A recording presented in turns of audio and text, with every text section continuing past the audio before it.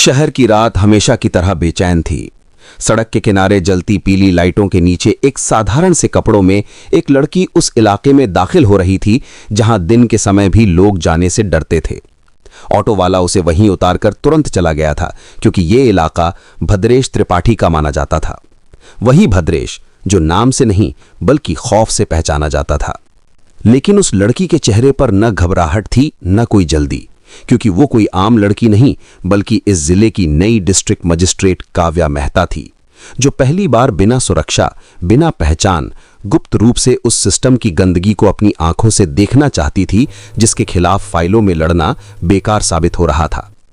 गली के मोड़ पर उसने देखा कि कुछ युवक एक छोटे से चाय वाले को घेर कर खड़े हैं और उससे हफ्ता मांग रहे हैं। चाय वाला हाथ जोड़कर रो रहा था कि आज कमाई नहीं हुई, लेकिन जवाब में उसे एक जोरदार थप्पड़ पड़ा। काव्या से यह सहन नहीं हुआ और उसने बीच में दखल दिया, तो वे गुंडे पहले हंसे, उसे नई लड़की कहकर छेड़ने लगे और फिर उनमें से एक ने उसका हाथ पकड़ लिया।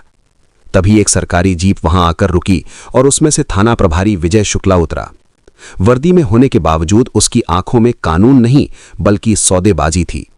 उसने गुंडों को नहीं बल्कि काव्या को डांटा कि वो बेवजह ड्रामा क्यों कर रही है, और उसकी बात सुने बिना ही उसे थाने ले जाने का आदेश दे दिया। थाने का हाल किसी खंडहर से कम नहीं था, जहां फरियादें नहीं बल्कि सौदे सुने जाते थे। काव्या को लॉकअप में डाल दिया गया और वहीं से असली खेल शुरू हो चुका था। उधर कलेक्ट्रेट में एसपी निखिल चौहान बेचैनी से टहल रहे थे, क्योंकि काव्या जाते वक्त साफ कह गई थी कि जब तक वो खुद संपर्क न करे कोई भी कार्रवाई नहीं करनी है।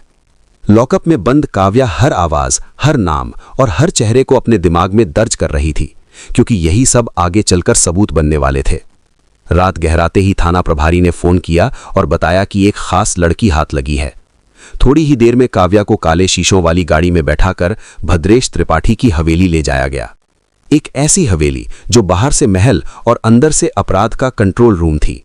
भद्रेश शराब के नशे में था, लेकिन जैसे ही उसकी नजर काव्या पर पड़ी उसका नशा उतर गया, क्योंकि वो उसे पहचान चुका था। वो जानता था कि यही वो अफसर है जिसने पिछले जिले में उसके 2 सबसे बड़े नेटवर्क तोड़े थे। काव्या ने अब डर का मुखौटा उतार दिया और शांत लेकिन भारी आवाज में कहा कि यह सब कोई अचानक हुई घटना नहीं बल्कि महीनों की योजना का हिस्सा है। थाना प्रभारी की फोन रिकॉर्डिंग, हफ्ता वसूली के वीडियो, लोकेशन ट्रैकर और अंदरूनी मुखबिर सब कुछ तैयार है।